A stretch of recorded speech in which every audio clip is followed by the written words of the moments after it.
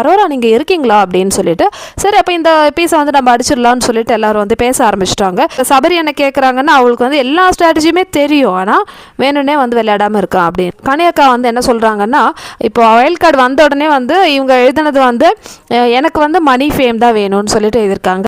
கண்டிப்பாங்க, எதுக்கு big pass வீட்டுக்கு போகிறோம் எல்லோரும்? மணி அண்ட் ஃபேம் தான். இது ரெண்டு தவிர வேறு எதுக்காக நம்ம அங்கே போகிறோம்? நம்ம ஒரு செல்ஃப் ரியலைசேஷனுக்காக அங்கே போகணுன்னா நம்ம ஏதாவது ஒரு கவுன்சிலிங் போகலாம், இல்லை பர்சனாலிட்டி டெவலப்மெண்ட்டுக்கு போகலாம், கிளாஸ் போகலாம்.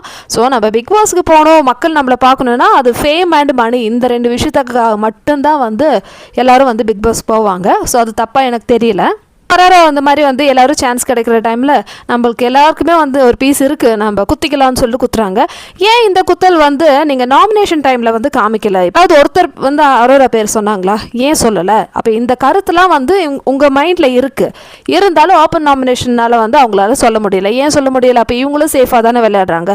இப்போ விஜேஎஸ் கேட்ட கொஸ்டின்ஸ்க்கு யாரெல்லாம் வந்து தகுதின்னு பார்த்தீங்கன்னா இப்போ இந்த பதில் சொல்கிறாங்க இல்லையா?